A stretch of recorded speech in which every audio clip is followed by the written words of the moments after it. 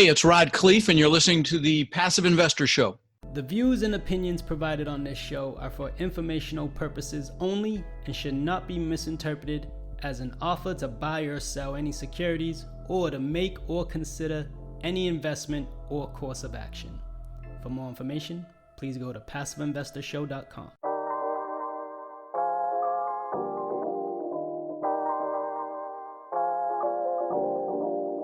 And now, the Passive Investor Show. Here's your host, John Fortes. Welcome, PI listeners, to the Passive Investor Show. I'm the Passive Investor Consultant, John Fortes, your host of the only ranked podcast for passive investors in multifamily syndications and real estate funds. Our goal and purpose of this show is to be a resource to investors and help them master their passive investments by beating inflation 1% at a time. My guest today is the one and only Rod Khleif. Rod, welcome to the show. Oh, thanks for having me, brother. This will be a lot of fun. Let's see how we can add some value to your listeners today. I appreciate you. Rod, walk us through your background and how you got here. Sure. So, I'm going to go way back because it ties into my story. So I immigrated to this country when I was 6 years old with my mother, Zvantje, my brother, Albert. I was born in the Netherlands, in Holland. And we ended up in Denver, Colorado, where I lived for the next 30 years. And we struggled. I remember I wore clothes from the Goodwill and the Salvation Army until I could get a job in junior high school and buy my own clothes. And, we ate expired food because it was less money. We drank powdered milk. My mom thought milk was healthy at the time. And so we drank powdered milk and because that's all we could afford.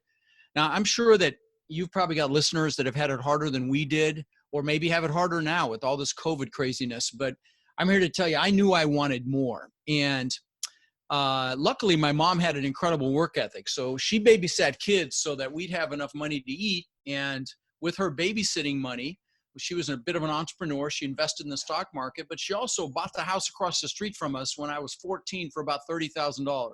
Now, when I was 17, she told me it had gone up $20,000, that she'd made $20,000 in her sleep. And I'm like, what? Screw college. I'm going right into real estate, Mom. And so I got my real estate broker's license right when I turned 18, which you could do back then with education. Literally right after I turned 18, I was a broker. I wasn't just an agent. They got smart now. You have to have some experience before you can become a broker. But I was a broker and, I was going to be rich in real estate. Well, my first year in real estate, I maybe made about $8,000. My second year, maybe $10,000. But my third year, I made over $100,000. So what happened between year 2 and year 3? Well, what happened was I met a guy that taught me that 80 to 90% of a person's success in anything is their mindset and their psychology. It's their attitude. And, and then I spent 20 years following Tony Robbins around the planet. And he's obviously the best in the world at mindset and psychology. And, and it served me well. And, fast forward to today, I've owned over 2,000 houses and multiple apartment complexes that I've rented long-term. In 2006, my net worth went up $17 million while I slept. And you're thinking, oh man, that's really good. Well, and I did as well. I got a big head. In fact, I thought I was a real estate god. I could barely fit my head through a door. And when that happens, God of the universe will give you a nice little smack. Well, that was 2008 for me. I lost that 17 million and a lot more. I lost $50 million in 2008. I really lost everything. And so one of the things I enjoy talking about, John, and we can go any direction you want with this because we didn't pre-frame this, but one of the things I enjoy talking about is the mindset it took to have 50 million to lose in the first place, and then the mindset it took to get back to the success that I'm blessed to enjoy today. So, if you'd like, we can go there, or we can drill down on the technical side of real estate, whatever you want. Let's dive into a little bit about that. Give us a 3,000-foot view of what that looks like from losing it all to gaining it all back. Sure. Well, it's really a timely conversation, John, because there's so many people suffering right now with this COVID business, and businesses that are going out of business, and landlords that are struggling, and people that are really having a tough time. And so I think it's a conversation that I'm really glad that you allow me to have here, because right now more than ever, people, if you're listening to this, you need to direct your focus. Focus is so important. And if you're listening to John, you're a leader. And as a leader, you have to show up, and you have to, push forward, and maybe you have to innovate. Maybe you have to pivot. You have to do whatever you have to do because there's people watching you. And so how I was able to to do what I've done is by managing my focus and knowing exactly what I want and why I want it. So, at my live events, let me back up. As when I used to do live events, and now I do them live stream, but I was on track to have 700 or 800 people in Orlando in May, and we know what happened with that. So I immediately pivoted. I'm doing exactly what I'm describing here. I pivoted and I did it online. But anyway, so how do you do it? You know exactly what you want and what you and how and why you want it. And so one of the things that I do, the first thing I do at my live events is I do what I'm going to describe here. And that is I do this goal setting workshop on steroids. That's really what it is. But let me describe it really quickly. So what you do is you sit down when you've got an uninterrupted hour and you write down everything you could ever possibly want in life. All the stuff, the houses, the cars, the boats, the jet skis, the planes, write all that stuff down. Then and write down how much money you want in the bank, say in a few years, and how much money you want in the bank, say in 10 years, how much income you want from your investments in, say, a few years, and then again in 10 years. Write down also all the things you want to do, all the places you want to go. Maybe you want to, I jumped out of a perfectly good airplane, for example, 8 months ago. I'll never do it again, but it's off the list. Maybe there's something like that you want to do. Write that down. Maybe you want to write a book, whatever it is. Also write down what you want to learn in this lifetime. Maybe you want to learn a foreign language or learn a skill like multifamily. Again, if it's that, come see me. But anyway, so write down everything you want to do in your lifetime. If you want to learn a skill, like I said, like multifamily, or whatever it is, write that down. So it's not just the stuff. And take the lid off your brain. Imagine if you write it down, you're going to get it, which is not outside the realm of reality. Because what that does, John, as you know, is it triggers this filter in your brain called your reticular activating system. And that's that filter that determines what your brain subconsciously thinks is important to you. And it will point you in that direction. That's the power of goals. And so, like the best example of that is when you first buy a car, you never really notice them. You buy the car, they're everywhere. And were they there before? Of course, but that's your reticular activating system. And that's why goals are so important. And then once you can't think of another thing, also add who you want to help in this lifetime. I bought my parents a house, for example, and when my dad was alive, bought him a car, took him on cruises. Who do you want to help? Write that down, because we'll do more for others than we'll ever do for ourselves. And then once you can't think of another thing, the next thing you need to do is put a time limit on each goal, how many years it's going to take you to achieve it. So and don't overthink this, guys. Just put a 1, a 3, a 5, even a 10 or a 20, because as human beings, we will overestimate what we can do in a year and massively underestimate what we can do in, say, 10 to 20 years. I'll give you an example of this. When I was 18, I lived in Denver. And I knew I wanted to live on the beach, and there's no beach in Denver. And so I used to visualize palm trees and sand and surf and, of course, bikinis. And I knew I was going to live on the beach one day. Well, what's crazy is 20 years later, I built this mansion on the beach, this $8 million mansion, incredible home. I owned the beach on one side, and I had my boat lifts on the backside. It's called a Gulf to Bay. It was like this slice through this island. But it was unthinkable when I was 18. So the reason I bring that up is not to brag, just to tell you don't limit yourself, because there's nothing you can't do, be, or have. All right, once you've put a number by each goal, pick your number one goal. There's just a couple more steps. Pick your number one goal. I mean that goal, when you get it, you're like, oh my God, this is amazing. That goal. Put it on another piece of paper. And then pick your top 3 one-year goals. Put those on another piece of paper. Now leave some room in between them. And I will tell you, at this point, you are ahead of 99.9% of the people on the planet that do a New Year's resolution, which is forgotten by February or March. So you pat yourself on the back, but you want to take it one big step further. And that is, you have to write why each one of those goals is an absolute freaking must, okay, to achieve. It has to happen. So you're going to say things like, so I can show my kids what success looks like. So I can show my spouse what it means to be successful. So we can have freedom to do whatever we want, whenever we want, go wherever we want, bring whoever we want, whatever it is for you, write it down, and use emotionally charged words. Words are very powerful. Use words like beautiful, amazing, incredible, because words will juice you. And then once you've got a positive reason why it's an absolute must for you to achieve that goal, I want you to take a little step further and put some pain in there. Because as human beings, we will do more to avoid pain than gain pleasure. So we want to use that. This is the fuel. Okay, so this is the fuel to get you to get up early and stay up late and do whatever you have to do to make this happen for yourselves, because you deserve it. Or maybe to get uncomfortable, because the quality of your life really depends on how uncomfortable you're willing to get. The magnificent life of your dreams is right on the other side of comfort. So you want to use a little pain if you don't achieve the goal. You say something like, so I don't feel like a failure. So I don't live a life of regret. So I don't fail my children, fail my spouse. I mean, make it hurt, okay?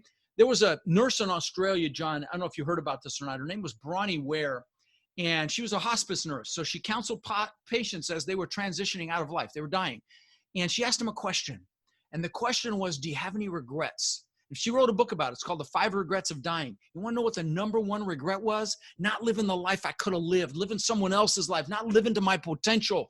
Guys, we don't want that, okay? So put the pain in there. And then lastly, get pictures of your goals. Put them around you. I've got vision boards behind my desk here with the pictures of things that I want. Use that because it works. And I'll give you some great examples. Jim Carrey. Google Jim Carrey check.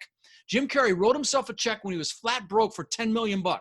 And he used to go up by the Hollywood sign and he would visualize cashing it.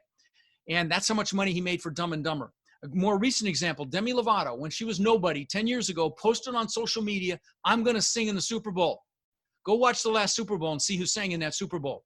So guys, this stuff really does work. I'll give you some personal examples. When I was 18, I knew I was going to be a real estate broker, okay? So I had to get a 4-door car so I could show people houses, right? And I got this bone ugly 4-door Ford Granada, bench seat in the front, ugliest piece of you-know-what you ever saw. Well, a guy I worked with let me drive his Corvette. And I'm like, oh my God, this is amazing. So I got a picture of a Corvette out of a magazine. This is before the internet, out of a magazine. I taped it to the visor of my 4-door bone ugly Granada. So every time I sat there, it was like right there in my face. Within a year, I had a Corvette. I'll give you a couple more examples. And again, please understand this is not me bragging. I'm hoping to inspire you because I'm going to tell you guys, this is 80 to 90% of your success. We're going to talk about real estate after this if John wants, but I'm telling you, this is much more important. Okay. This is how I made 50 million and how I got back to, after losing it all, got back to where I am today. And a lot of people don't recover from losing that kind of money. And I'm back. Okay. So we bought 1,000 doors last year. We closed on 168 today. We're closing on 280 tomorrow. Just got the closing docs for tomorrow's. So again, this is how that happened, this mindset. So back then I got the Corvette. Back then the TV show Magnum PI was out there and the actor's name was Tom Selleck. And he drove this Ferrari 308. He was a detective show. And I thought that was the coolest thing I ever saw. I got a picture of that actual car, put it on the visor of my Corvette. Within a year or two, I had a Maserati, looked just like it. Last car example. I'm the guy that always wanted a Lamborghini. I had the pictures in my room growing up. And my son, what's interesting is my son collected models of exotic cars. And he had about 30 or 40 of them. I think they're in a box here at my house still. But one of them was the exact same color and style that Lamborghini I ended up buying. So anyway, get pictures, get them around. In fact, let me show you something real quick. First pictures of my gratitude, pictures of my kids. After that, I've got pictures of the things that I wanted. So I'll go through it real quick. Like here's pictures of the houses. That house on the beach looks just like this top picture. Travertine marble floors, 10-foot high glass butt together, just like this, before I ever built it. Now you want to see something crazy. Now you guys, if you don't see this, John can see it, but I've got pictures on the bottom here. And you can see the white wall in both of these pictures, different houses, right? Behind me is a picture of my backyard. See that white wall, John? Is that freaking crazy? That's amazing. That's a nice view. I mean, it's crazy. And then I've got stupid like watches. I got a few $100,000 worth of watches. The Lamborghini, before I ever got it. Okay, the Rolls Royce, the Bentley, all this stuff that I got because I had pictures. So those of you that are analytical, they're going, oh, this is too foofy for me. Big mistake, because this stuff works. All right, I'll get off my soapbox. Nah, I appreciate you sharing the mindset and getting us through that. But Rod, let's pivot back to the real estate. And when you started coming back, obviously there was a point where you started working with passive investors. What did that look like for you? Well, I'll be candid. I have a partner, and what I've discovered in operationally is that a lot of people as operators in this business have a specific set of skills. My skills is not numbers. I can read a P&L, I can look for anomalies, I can see if there's a problem, but I don't love it, okay? I love communication. And so I've got a partner, his name is Robert. He's a CPA. He's done $1.5 billion worth of commercial real estate. you can throw him in a room with a spreadsheet, and I just throw raw meat in once in a while, and he's happy, okay? And so we are very complementary skill sets. Now, he handles most of our investor relations. I talk to investors as well. I work on the education side, because when we bring in passive investors for our deals, of course, we raise a lot of money as well. I place a lot of emphasis on educating our investors, because it's my belief, if you're going to passively invest in something, you should know what the heck it is. Don't just blindly give your money to someone. You should have a basic understanding. I think you should educate yourself. You're going to invest in the stock market, educate yourself. You're going to invest in multifamily, educate yourself. And I spend a lot of time doing that behind the scenes with our investors. They're welcome to come to our events. We do webinars. We kind of show behind the scenes stuff that we're doing on our due diligence, things of that nature. Because I think that's just, I'm about adding as much value as possible. And I just think that's so important for a good operator to spend some time educating their LPs, their limited partners. Awesome. So when you're educating passive investors, what does the onboarding process look like when they decide to go ahead and invest in the opportunity that you have? Well, we've got a portal that we use, and we just switched to a new one. And of course, you're going to ask me the name, and I don't remember because Robert handled that. But we've got a CRM system. We use HubSpot now for our CRM to communicate with our investors, send them webinars, send them videos. We're updating them very regularly with emails, phone calls, webinars, and so HubSpot's a great CRM to stay on top of that. But we have a portal that they can put their information into. It walks them through the qualification process, because we only do 506C. If your investors don't know what that means, there's a 506B and a 506C. 506B is what I learned on back in the days of limited partnerships. And, they had what was called the 3-touch rule. Before you could tell somebody about a deal, you had to have talked to them 3 times. Now it's a different definition. You have to have a substantive understanding of their financial ability. And I may be paraphrasing that a little bit, but that's the bottom line is that's what you need. You need to know what they're about, what they can do, what they can afford. You have to have more than a basic understanding of their financial ability before you can present them a deal. But a 506C, because we only take accredited investors, we don't have to do all that. And by the way, with a 506B, you can't advertise, as you know, John. And so, that when they opened it up with the 506C, we're singing from the rooftops. We can talk about any deal we want, as long as we only bring in accredited investors. So I can talk about it on my podcast. In fact, that's the reason I started my podcast. I started my podcast because I hate asking for money. And I thought, what a great way. I'll add value, and I'll be like you as well. I'm sure, John, you do deals as well. And I thought, what a great way to get investors. And I used to tell people early on in my podcast, I'll never sell you anything. Now I'm a liar. I hit 1 million downloads. I'm like, okay, maybe I better do something with this. Now we're about 8.5 million now.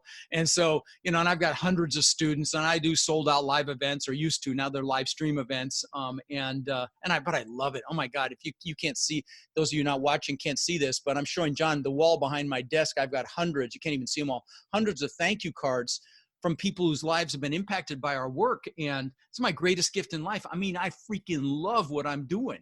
And that's why my wife puts up with me and lets me work on Sundays. But anyway, I hope I answered your question, John, about our onboarding. Basically, they go into a portal, they enter their information, then they get access to the webinar on a particular property if they weren't able to watch it live.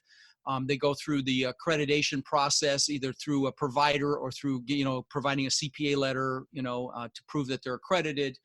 And then they're in our system, and we set up phone calls with them and get to know them and find out what their goals are and see if we're in alignment. And, we turn down people, I'll be honest, because, sometimes managing your investors as an operator is harder than managing your asset. And so if somebody's an ass, or, they complain about an acquisition fee, then, we're like next, because we work our butts off, and sometimes we don't see any revenue the first few years except for that acquisition fee, we've over the past few years, we've had to kiss 200 frogs to find a deal. In some cases more than that. And sometimes as many as 300. Now I think that's going to open up, but we want to work with people we enjoy working with long-term, and we've got some incredible investors, and, we're really blessed. That was actually probably my next question, because it's what criteria do you look for in passive investors? Because as sponsors, we're constantly being vetted by passive investors. But we also vet the passive investors to make sure that they're the right fit. So is there any other qualifications that jump out at you that, hey, might discredit them or not approve them? Yeah, it's a lot of it's personality. It's soft skills. It's am I going to enjoy working with this person, because it's a long-term relationship, and what are they going to be like if they're not happy about something? Are they going to be rational? Are they rational? I find that the less someone puts in, the harder they are to work with. Frankly, the people that put in $2, $3, $4, $500,000, they understand the business. They're not going to drive you crazy, and so they're just much easier to work with if they've been around the block a few times. But somebody's thrown their last 50,000 into a deal. They're accredited because they're I don't know. I guess they wouldn't be if they were accredited. So that's probably not an accurate statement. But certainly in the 506B world, do you do 506Bs as well, John, or just Cs? We do Bs right now, and we do Cs in the future. So yeah. Okay. So you're not allowed to talk about a deal on the podcast, obviously, because no, we don't talk about any deals. We just provide educational. Love it. Okay. All right. Super. Yeah. No, awesome. But that brings me back to basically when you go way back to when you first started, and a lot of us started from spreadsheets, emails, and no portals. Now, Lotus 1, 2, 3, baby. Absolutely. So basically, I'm with you. I have my own Investor portal. We have HubSpot, and that's how we go ahead and manage our investors with the CRMs. Mm-hmm. Before that, it was MailChimps and emails, right? And spreadsheets, and how we're tracking investments. Mm-hmm. What did that look like in the beginning for you? Was it the same formula? Well, I'm going to tell you that I was always the outgoing portion of the team, the asset management portion. I'm very good operational. Tomorrow I'm flying to one of our assets in Louisiana that needs some overwatch. And early on, it was my brother that who was also an engineer, very analytical. And he was the one that did the financial analysis and the heavy financial analysis. And then he would bring me the deal after he'd reviewed it and we'd agreed on it. Same thing with Robert now. And we've got, quite a few people on our team now, some that do the heavy analysis, some that help with the asset management, some that help with the investor relations, some that are doing the broker relationships to build and find deals. And so my role is usually a little step above that analytics. I mean, I'll look at the pro forma. I'll look at the past P&L. I'll look and see what's happening and lend my thoughts. And I'll obviously go visit the property and I've got a very discerning eye, having looked at thousands and thousands and thousands of doors. So I see things that a lot of people don't see. And some of them can be significant. Like that asset in Louisiana. I was just telling some students before this call that to tell them always talk to residents. So we had this property locked up at $17.5 million, and I talked to a tenant to find out that there was flooding going on that hadn't been disclosed. And so I said, I'm out. We backed out. But then the seller said, hey, I'll take $1 million off. I'm like, okay, I'm back in. So anyway, funny how that works, right? But it's things like that. It's those little things that are so critical that you do. And we've got huge checklists. I've on my website, I've got probably one of the most extensive due diligence checklists, every question you could possibly think of on my rodkhleif.com site that you can download for free. It's called the Toolbook, and it's a super resource for operators if you're interested in taking a look.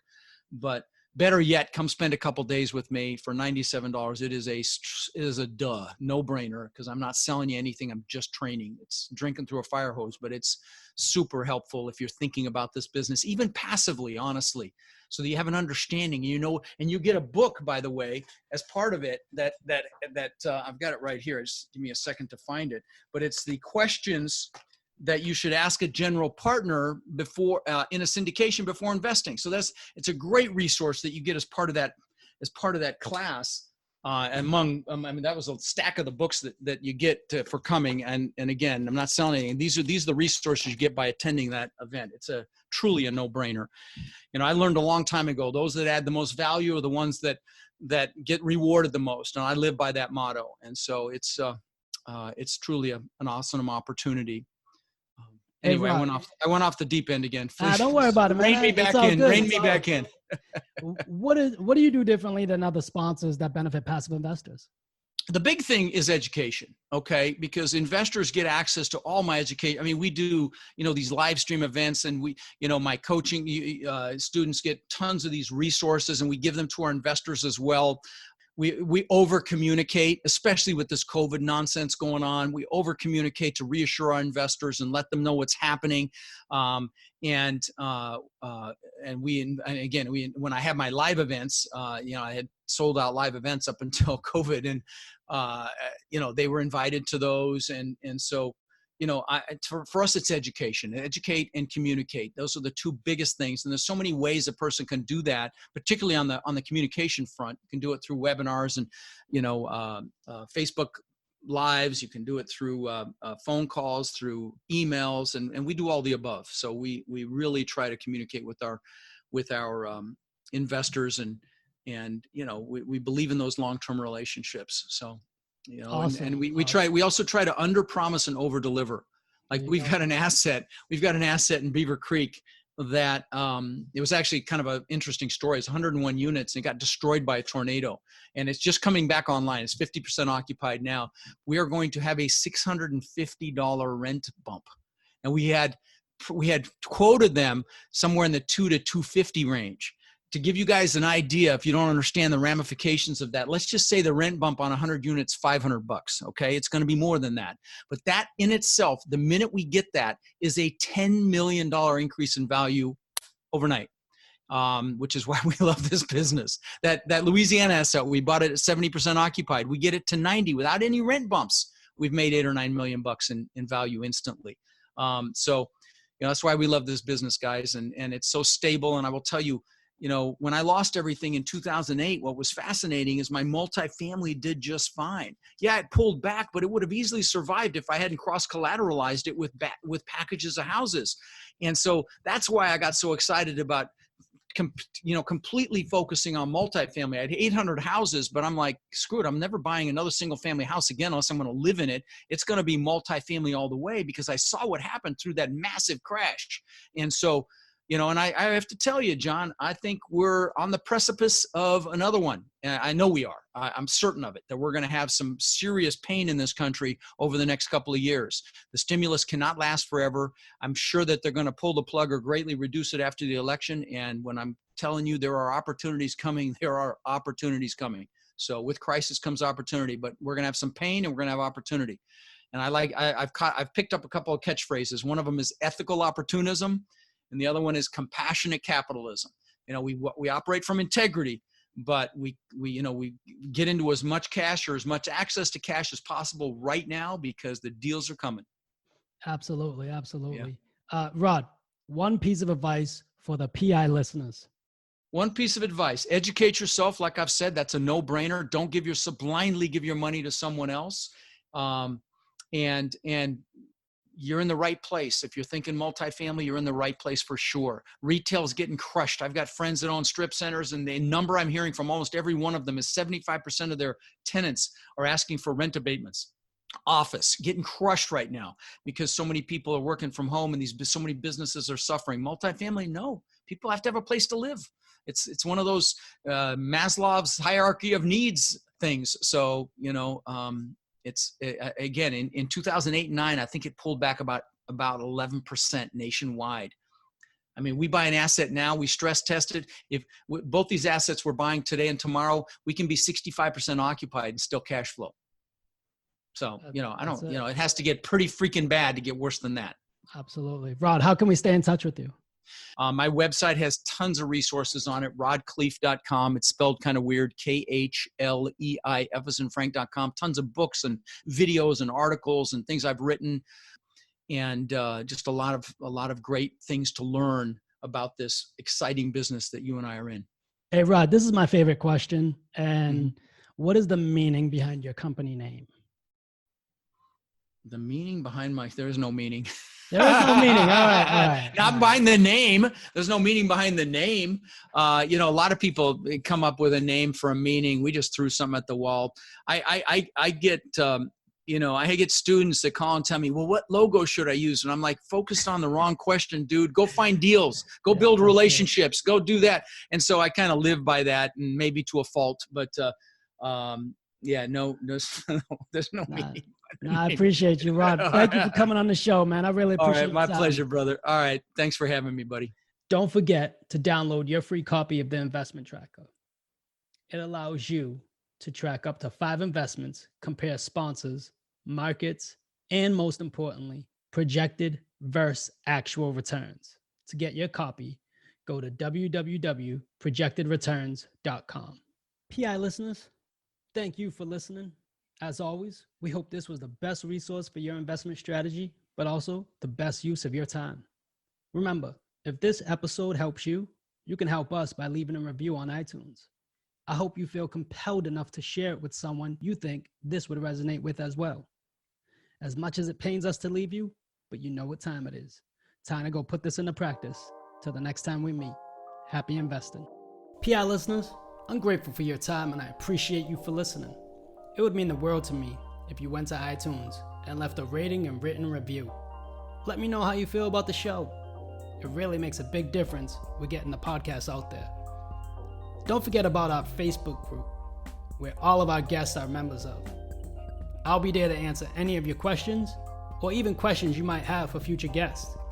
Subscribe so you can get the latest episodes and our fan favorite quick hitters. Finally, I want to keep you updated, so head over to johnfortes.com and sign up for the newsletter. If you're interested in partnering with me, sign up on the contact page so you can talk to me directly. I look forward to connecting with you. Happy investing.